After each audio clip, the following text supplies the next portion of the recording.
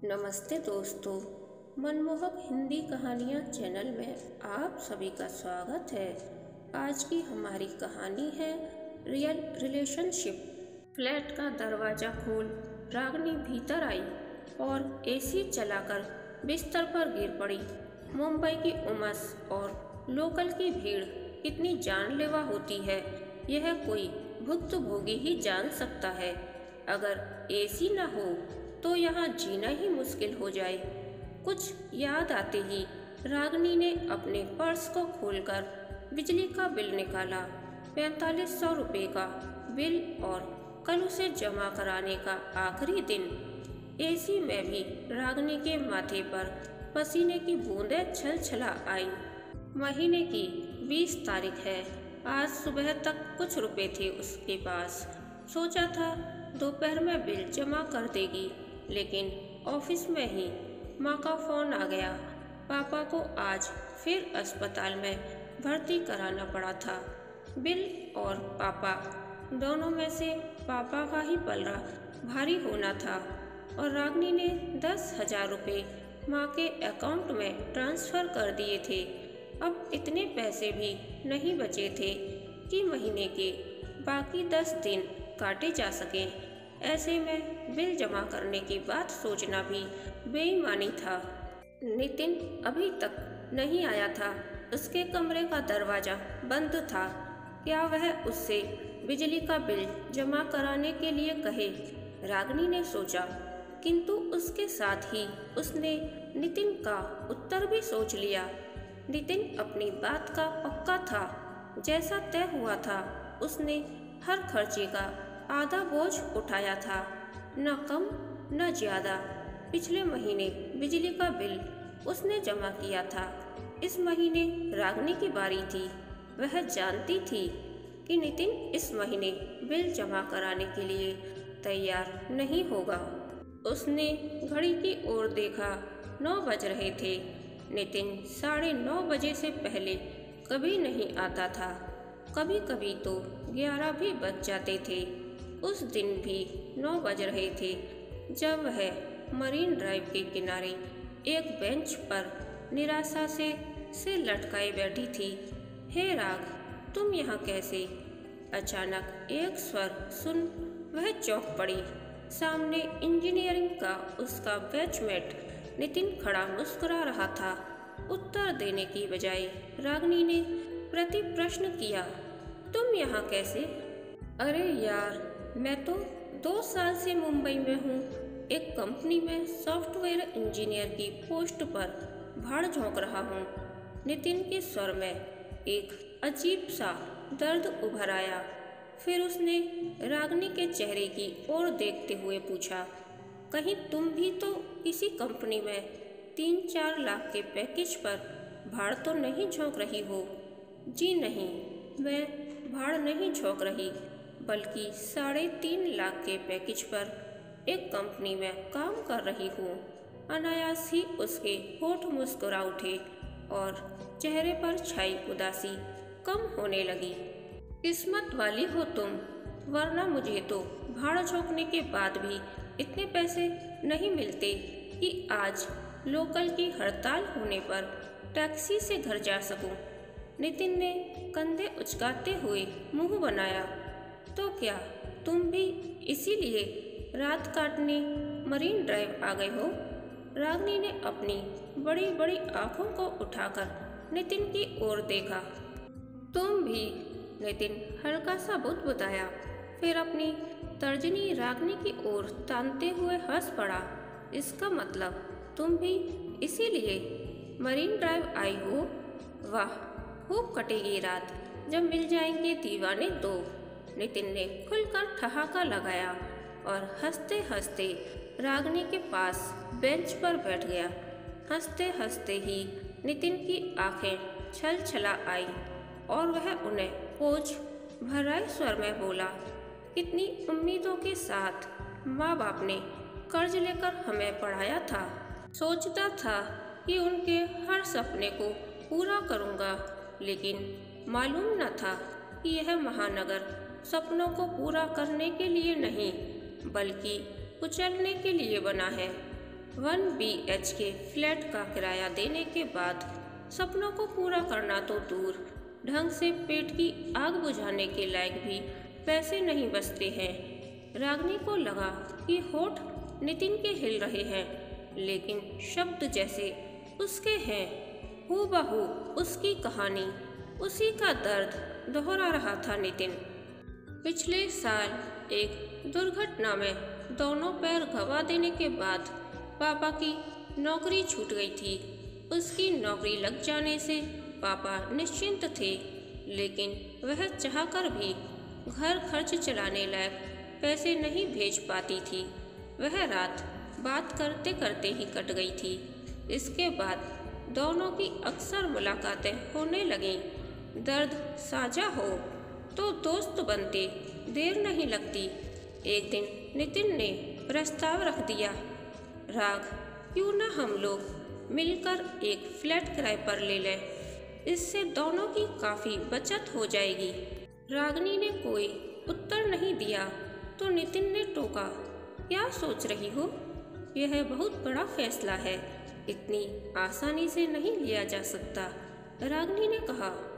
नितिन ने रागिनी के चेहरे को गौर से देखा, फिर बोला, भरोसा रखो मुझ पर, तुम्हारी इजाज़त के बिना मैं कभी तुम्हें छूऊंगा भी नहीं, और मैं यह इजाज़त कभी दूंगी भी नहीं। रागिनी ने मुंह बनाया, और मैं यह इजाज़त कभी मांगूंगा भी नहीं। नितिन ने भी रागिनी की तरह मुंह बनाया, फिर गंभीर स्वर में बोला, वैसे अगर तुम चाहो तो हम शादी भी कर सकते हैं। तुम मुझे कॉलेज के ज़माने से पसंद हो ना, शादी के बारे में तो मैं अभी सोच भी नहीं सकती। पहले मुझे अपना कैरियर बनाना है, माँ पापा के सपने पूरे करने हैं। रागिनी ने साफ इनकार कर दिया, किंतु महानगर की ज़रूरतें उनकी सीमित आमदनी से इतनी ज़्यादा थी कि एक दिन रागिनी ने नितिन के साथ सांझे के फ्लैट में रहने के लिए हामी भर ही दी। 2 BHK फ्लैट में एक कमरा नितिन का और एक रागिनी का, दोनों की हर खर्च में आधा आधा खर्च करने की सहमति बन गई थी। यहाँ तक कि एक दिन खाना बनाने की जिम्मेदारी रागिनी की तो दूसरे दिन नितिन की। इसके बाद रागिनी की गाड़ी कुछ आराम से चलने लगी। वीकेंड में घूमने फिरने के बाद भी इतने पैसे बच जाते थे कि पापा को भेज सके। वह अब काफ़ी खुश थी। मनहूस सा लगने वाला महानगर भी अब उसे अच्छा लगने लगा था। खुशियों के ही इन खूबसूरत पलों में एक दिन उसने नितिन के आगे समर्पण कर दिया था। इसके बाद से तो दोनों की खुशियों को जैसे पर लग गए थे। 5 दिन जमकर मेहनत करते, वीकेंड में दिन भर घूमते फिरते और रात में एक दूसरे की बाहों में लिपटकर सो जाते। सब कुछ पूर्व निर्धारित था, हर खर्च आधा आधा, यहाँ तक कि सेक्स भी केवल वीकेंड के लिए तय था। उधर पापा की हालत दिन प्रतिदिन बिगड़ती जा रही थी। अक्सर उन्हें अस्पताल में भर्ती कराना पड़ता था। रागिनी हर तरह से बचत करने की कोशिश करती, लेकिन पूरा नहीं पड़ता था। बिजली का बिल हर माह लगभग 4000 रुपये आता था। रागिनी और नितिन अन्य खर्चों की तरह उसे भी आधा आधा भरते थे। एक महीने पापा के इलाज पर कुछ ज़्यादा खर्चा आ गया था। रागिनी को लग रहा था कि महीना पार करना मुश्किल होगा, अतः उसने कहा, नितिन, मेरे पास पैसे नहीं बचे हैं, इसलिए इस महीने बिजली का पूरा बिल तुम भर दो, अगले महीने मैं दे दूंगी। लेकिन तय तो यह हुआ था कि हर खर्च आधा आधा रहेगा, नितिन ने टोका। रागिनी को ऐसे जवाब की उम्मीद नहीं थी। उसने नितिन के चेहरे की ओर देखा। उस पर जमाने भर की दुनियादारी समाई हुई थी। रागिनी की आंखें छलछला आईं। उसने भर्राए स्वर में पूछा, क्या मेरे लिए तुम इतना भी नहीं कर सकते? ओके बाबा, सुबह सुबह रो मत, मैं इस महीने भर दूंगा बिल, अगले महीने तुम भर देना। नितिन हर मामले में अच्छा था, रागिनी का पूरा ध्यान भी रखता, लेकिन हिसाब किताब के मामले में कोई समझौता नहीं करता। उसका साफ कहना था कि समानता की पक्षधर लड़कियां जब लड़कों से बराबरी में खाना बनवा सकती है तो आधा खर्च क्यों नहीं उठा सकती। रागिनी भी ईमानदारी से आधा खर्च उठाती थी, लेकिन इस बार मजबूरी आ गई थी। आज पापा को इलाज के 10,000 रुपये भेजने के बाद उसके पास पैसे ही नहीं बचे थे कि बिजली का बिल जमा कर सके। 11:30 बज गए थे। नितिन अभी तक नहीं आया था। रागिनी का मन आशंकित होने लगा। उसने मोबाइल पर उसका नंबर मिलाया। हेलो नितिन, कहाँ हो तुम? इतनी देर कैसे हो गई? आज तो कंपनी वालों ने खून चूस लिया है, बहुत थक गया हूँ। उधर से नितिन की आवाज़ आई। लेकिन तुम आओगे कब तक? आ गया हूँ, बिल्कुल दरवाजे के बाहर खड़ा हूँ, नितिन ने कहा और इसी के साथ दरवाजे पर दस्तक हुई। रागिनी ने दरवाज़ा खोला तो सामने नितिन खड़ा था, बिल्कुल थका और परेशान। उसने एक उदास नज़र रागिनी के चेहरे की ओर डाली और फिर अपने कमरे में बिस्तर पर पसर गया। उसकी हालत देख रागिनी को दया आ गई। उसने करीब जा उसके बालों पर हाथ फेरते हुए कहा, बहुत थक गए हो? हाँ, आज बिल्कुल निचोड़ लिया है, पूरा शरीर दर्द कर रहा है। नितिन के स्वर में निराशा उभर आई। अभी तुम्हारा दर्द दूर कर देती हूँ, कहने के साथ रागिनी ने नितिन के माथे पर चुंबन अंकित कर दिया। ओह राग, तुम बहुत अच्छी हो। नितिन ने रागिनी का हाथ पकड़ उसे अपनी ओर खींच लिया। रागिनी नितिन की बाहों में सिमट गई। भावनाओं का ज्वार जब खत्म हुआ तब नितिन के चेहरे पर शांति छाई हुई थी। उसने रागिनी के बालों पर हाथ फेर स्नेह भरे स्वर में कहा, आज मुझे तुम्हारी बहुत ज़रूरत महसूस हो रही थी कि हमारे दिन निर्धारित हैं, इसलिए कुछ कह नहीं पा रहा था, किंतु तुमने मेरे दिल की बात जान ली। नितिन, एक अनुरोध है, क्या तुम मान लोगे? मेरे पास पैसे कम पड़ रहे हैं, इस महीने के बिजली का बिल भी तुम ही भर दो, मैं अगले 2 महीने लगातार भर दूंगी। रागिनी ने कहा, यह कैसे हो सकता है? पिछले महीने का बिल भी मैंने ही भरा था। नितिन का स्वर उखड़ सा गया। मैं तुम्हें इतना प्यार करती हूँ, क्या तुम मेरे लिए इतना भी नहीं कर सकते? प्यार? नितिन हल्का सा बुदबुदाया, फिर तेज स्वर में बोला, इस महानगरी में कोई किसी से प्यार नहीं करता, सभी सिर्फ खुद से प्यार करते हैं। नितिन, हमने जो अभी किया है, क्या वह हमारा प्यार नहीं था? रागिनी की आंखें छलछला आई। ओह, तो तुम उसकी कीमत वसूलना चाहती हो? नितिन के होठ व्यंग से टेढ़े हो गए। नितिन, रागिनी चीख पड़ी। अपमान से उसका चेहरा लाल हो गया और वह तड़पते हुए बोली, अगर कीमत ही वसूलना चाहूँ तो एक रात में इतना वसूल सकती हूँ जितना तुम पूरे महीने में नहीं कमा पाते होंगे।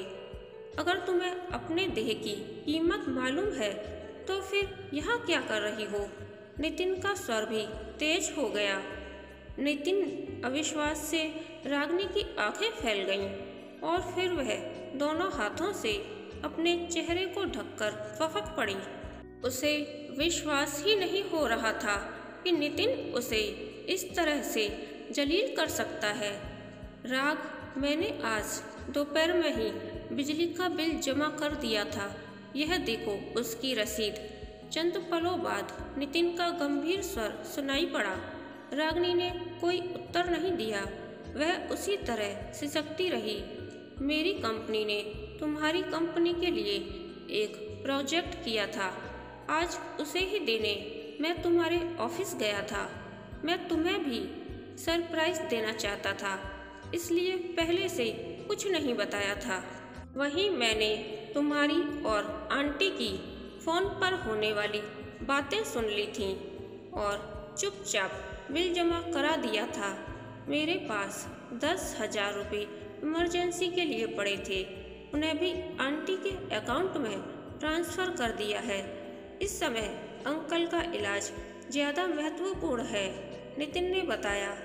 तो फिर तुम मुझे इस तरह जलील क्यों कर रहे थे? रागिनी ने अपने चेहरे को ऊपर उठाया। वह अब भी नितिन की बातों पर विश्वास नहीं कर पा रही थी। रागिनी, मैं बहुत स्वार्थी हूँ। नितिन ने पहली बार रागिनी को उसके पूरे नाम से पुकारा, फिर बोला, मैं केवल इस घर में होने वाले खर्चों में तुम्हारा आधा हिस्सा नहीं चाहता हूँ, बल्कि तुम्हें अपने जीवन का आधा हिस्सा भी बनाना चाहता हूँ। इसीलिए तुम्हें एहसास दिलाना चाहता था कि हम दोनों अपूर्ण हैं, हमें एक दूसरे के सहारे की आवश्यकता है। आओ अपनी अपनी अपूर्णता को एक दूसरे को अर्पित कर उसे पूर्णता का नाम दे दें। इतना कहकर वह पल भर के लिए रुका, फिर रागिनी की आंखों में आंखें डालते हुए बोला, राग, मैं अपने जीवन के राग को तुम्हारी रागिनी में डुबो देना चाहता हूँ। बोलो, अर्धांगिनी बनोगी मेरी? नितिन, मैं पहले भी कह चुकी हूँ कि मैं शादी नहीं कर सकती, मुझे अभी अपना करियर बनाना है। रागिनी ने अपने आंसू पोंछते हुए धीमे स्वर में कहा। ऐसा करियर? और किसके लिए करियर? नितिन का स्वर एक बार फिर तेज हो गया और वह तड़पते हुए बोला, करियर एक ऐसी यात्रा है जो न कभी पूर्ण होती है और न कभी कोई इसके अंतिम शिखर तक पहुंच पाता है। यह एक ऐसी अंधी दौड़ है जिस पर इंसान जिंदगी भर दौड़ता रहता है, लेकिन अंत समय तक विश्वास नहीं कर पाता है कि वह इस दौड़ में विजयी हो पाया है। यह एक ऐसी अधूरी प्यास है जो हमेशा बनी रहती है। न कहकर नितिन रागिनी के करीब आया और उसके कंधों पर हाथ रखते हुए बोला, हम और तुम कभी न कभी किसी न किसी से तो शादी करेंगे ही, लेकिन क्या हम दोनों एक दूसरे को कभी भूल पाएंगे? अपने प्रथम समर्पण में हमने एक दूसरे को अपनी पवित्रता का जो अनमोल उपहार दिया था, क्या वह कभी किसी दूसरे को दे पाएंगे? अगर नहीं, तो क्या वह उस दूसरे इंसान के साथ धोखा नहीं होगा? नितिन, रागिनी के होंठ कांप कर रह गए। उसके पास नितिन की बातों का कोई जवाब नहीं था। राग, मैं तुम्हारे साथ लिव इन रिलेशन में नहीं, बल्कि रियल रिलेशनशिप में रहना चाहता हूँ, जहाँ मेरा और तुम्हारा नहीं, बल्कि सब कुछ हमारा होगा। हम आधा आधा नहीं, बल्कि इस जीवन को पूरा पूरा एक साथ जिएंगे। जहाँ कहते कहते नितिन का स्वर भी कांप उठा और आगे के स्वर हो गए। रागिनी ने नितिन के चेहरे की ओर देखा और फिर बिना कुछ कहे एक बार फिर उसके सीने से लिपट गई, किंतु उसका मौन नितिन के सारे प्रश्नों के उत्तर दे रहा था। नितिन ने भी उसे अपनी बाहों में भर लिया। दोनों एक दूसरे का साथ निभाने एक नई यात्रा की तैयारी कर रहे थे। कहानी के अंत तक बने रहने के लिए धन्यवाद। यह कहानी आपको कैसी लगी, प्लीज़ कमेंट करके बताइए।